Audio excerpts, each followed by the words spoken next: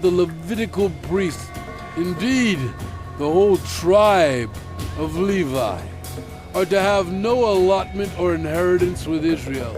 They shall live on the food offerings presented to the Lord, for that is their inheritance.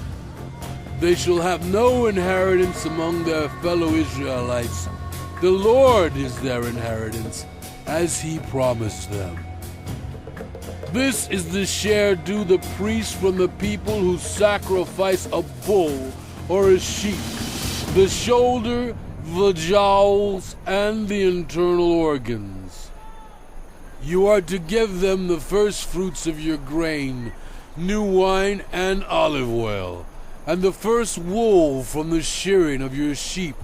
For the Lord your God has chosen them and their descendants out of all your tribes to stand and minister in the Lord's name always.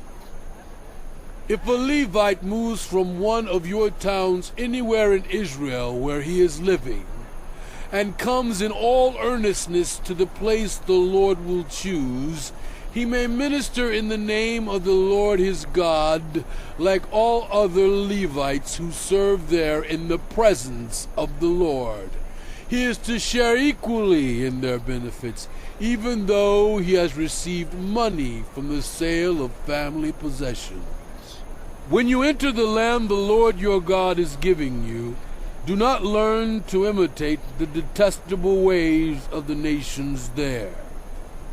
Let no one be found among you who sacrifices their son or daughter in the fire, who practices divination or sorcery, interprets omens, engages in witchcraft, or casts spells, or who is a medium or spiritist, or who consults the dead.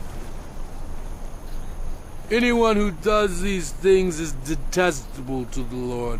And because of these detestable practices, the Lord your God will drive out those nations before you. You must be blameless before the Lord your God. The nations you will dispossess listen to those who practice sorcery or divination. But as for you, the Lord your God has not permitted you to do so. The Lord your God will raise up for you a prophet like me from among you, from your own people. You must listen to him. For this is what you asked of the Lord your God at Horeb, on the day of the assembly, when you said, "Let us not hear the voice of the Lord our God, nor see this great fire anymore, or we will die."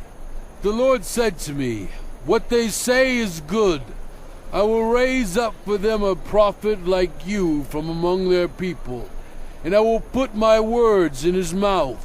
He will tell them everything I command him. I myself will call to account anyone who does not listen to my words, that the prophet speaks in my name. But a prophet who presumes to speak in my name anything I have not commanded, or a prophet who speaks in the name of other gods, is to be put to death. You may say to yourselves, how can we know when a message has not been spoken by the Lord?